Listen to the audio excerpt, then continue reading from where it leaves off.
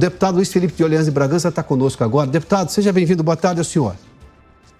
Muito boa tarde, obrigado por estar me recebendo de novo. Deputado, vamos lá, qual é a perspectiva na Câmara depois dessas alterações no Senado, que ficou um texto mais frouxo em relação à questão fiscal, em relação à responsabilidade fiscal do governo? Porque retirar da conta de superávit não quer dizer que não deixou de ser despesa, vai continuar sendo despesa. E despesa precisa ser paga, seja com o que você tem aqui ou que você vai ter que emprestar no mercado. Emprestando no mercado custa mais caro para todo mundo e aí você não tem desenvolvimento da economia. A Câmara vai manter aquela posição mais dura, mais preocupada com a questão fiscal ou vai ceder ao Senado da República? Olha, tudo indica, ao menos com quem eu conversei, que a Câmara vai seguir o mesmo padrão do que na votação anterior do arcabouço fiscal. Só lembrando a quem está nos escutando, o governo, e junto dos aliados que tem no Senado, está escolhendo o que é gasto que vale para o cômputo geral e o que é gasto que fica de fora. Mas como você muito bem colocou, gasto é gasto. O dinheiro sai do mesmo bolso, que é do erário público. E por que isso não é computado? O Fundeb é uma obrigação constitucional. Infelizmente, constitucionalizar o Fundeb, eu votei contra essa constitucionalização, agora é obrigatório. E como é que você vai tirar despesas obrigatórias de fora do cálculo de despesa? Então, é um contrassenso absurdo o que está acontecendo. Todo esse processo de violação do teto de gasto, depois arcabouço fiscal e agora a reforma tributária, só para que o governo possa gastar, é típica mentalidade da esquerda. Em vez de ir direto no problema, qual é o problema? Todas as contas públicas estão engessadas com as obrigatoriedades constitucionais. Eles não trabalham esse é o fulcro do problema.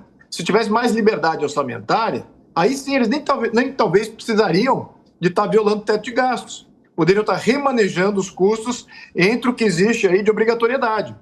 Mas não, é tudo obrigatório, é tudo fixo, então não sobra nada para o governo gastar. Isso não é questão do Lula defender aqui o mais dinheiro na mão do Lula. É mais dinheiro na mão dos governantes, porque está tudo engessado constitucionalmente. Então, eles lutam por esse pequeno espaço e ampliar esse espaço de orçamento que eles podem usar para os seus planos de governo. Então, agora eles estão, em vez de trabalhar o problema, que é o engessamento das despesas, eles querem romper o teto de gasto para poder gastar à vontade nos planos que sempre variam eleição após eleição. Então, enfim, temos aí um problema muito mais grave do que isso e, claro, eu acho que a consciência dos legisladores com relação à disciplina fiscal simplesmente sumiu. E espero que na próxima legislatura tenhamos melhores senadores aí para fazer uma série de interferências, sobretudo aqui na questão tributária. Agora são 4 horas e 33 minutos. Estou conversando aqui com o deputado Luiz Felipe de Orleans e Bragança, do PL aqui de São Paulo. Deputado, por que o senhor acha que o Senado está tão dócil assim ao governo federal? A gente vê, por exemplo, eu fiz menção há pouco de 2 votações que a Câmara já fez, já se manifestou, depende agora da votação do Senado, não só os 2 projetos de ontem, a indicação do Zanin, que passou com 58 a 18 e 57 a 17 em relação à questão do arcabouço, né? Vitórias do governo nesse aspecto, né? Um Senado, digamos, mais dócil em relação ao governo. Eu até disse que o Rodrigo Pacheco parece hoje quase que o líder do governo no Congresso Nacional e é o presidente do Congresso, não o líder, do ponto de vista teórico. Mas, por exemplo, teve a história do saneamento, da lei de saneamento, que o Senado já derrubou aqueles decretos do Lula, os 2 artigos do decreto, e também a questão do marco temporal. E o Senado não vota. Por que o senhor acha que o Senado está tão aliado assim do governo? Olha, o Senado ele é naturalmente aliado do governo por 2 razões estruturais. A maior parte do Senado é do Norte e Nordeste. E o Norte e Nordeste, a maior parte do Norte e Nordeste, os representantes do Norte e Nordeste são da esquerda, são de apoio ao governo, são de partidos de apoio ao governo. Não somente isso, a maior parte dos 17 estados que compõem o Norte e Nordeste, eles não só são a maioria permanente no Senado, então 60% do Senado sempre vai ser pró-Norte e Nordeste, mas o Norte e Nordeste tem recebido desproporcionalmente recursos da federação. Então é todo o interesse dos representantes de votarem para mais que o governo federal possa gastar mais, porque o maior beneficiário dessa gastança toda são os estados do Norte e Nordeste. Então, essa pauta específica da questão tributária, eu acho extremamente perigoso não fazer um debate público mais amplo e levar somente ao jogo político, porque o jogo político já está dado. Nós sabemos quem são os partidos de apoio, sabemos estruturalmente quem é que vota pela esquerda e quem é que tem estruturalmente dependências históricas com relação a recursos que são desviados dos estados produtores para estados que são os consumidores. Então, isso que eu acho que temos que ter mais debate público com relação a isso, para que a votação seja de fato democrática. Isso que estamos vendo do arcabouço fiscal é apenas a ponta do iceberg, é a ponta de permissão para gastança. Temos aí também, como você muito bem mencionou aqui antes de eu entrar, a questão da reforma tributária, que vai dar comando de Brasília sobre todo o sistema tributário. Muito perigoso essas duas coisas combinadas na mão de uma só entidade, que é a burocracia de Brasília. Temos que rever isso aí.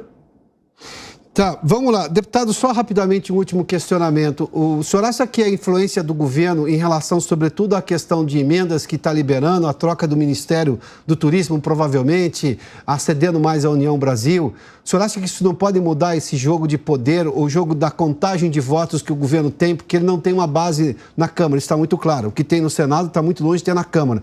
Mas isso não pode mudar o entendimento da própria Câmara, levando-se em conta agora esse aspecto novo? Agora são 4h36. Está conosco aqui o deputado Luiz Felipe de Orleans e Bragança. O senhor acha que pode mudar essa correlação de força agora com, digamos, uma atuação mais dura do governo em relação a cobrar apoio dos parlamentares que têm ou ministério na esplanada ou que receberam essas emendas parlamentares? Olha, pode ser que sim, mas seria uma novidade, porque o que tem acontecido, para a nossa grata surpresa, é de que esses partidos do centro, que têm sido agraciados com uma série de cargos e ministérios e orçamentos e emendas pelo governo federal, talvez os líderes partidários tenham se beneficiado e tenham honrado o acordo com o governo do Executivo. Mas os deputados em Câmara, não. Esses têm se rebelado e têm ido direto no cerne da pauta, ou seja, debatido se aquilo é bom ou não para o Brasil. Parabéns a esses deputados que são revoltosos do União, do PSD, do PSDB, do PMDB, Sim. Todos eles, porque vocês estão salvando o Brasil, literalmente, não é a direita aqui falando, é o centro que está votando com consciência daquilo que é certo e bom para o Brasil. Eles estão fazendo essa leitura granular, eles estão escutando essas entidades que se revoltam contra essas questões tributárias, de entidades do setor financeiro, do setor comercial, do setor de serviço, do agronegócio, todos eles estão muito preocupados com a condição econômica e o centro está escutando. Então, mais força a esses que estão se comunicando com os deputados do centro e mais força a esses deputados do centro que votam contra o governo nessas questões tributárias. Deputado Luiz Felipe de Orleans e Bragança, muito obrigado pela participação aqui no programa. Boa tarde ao senhor, hein?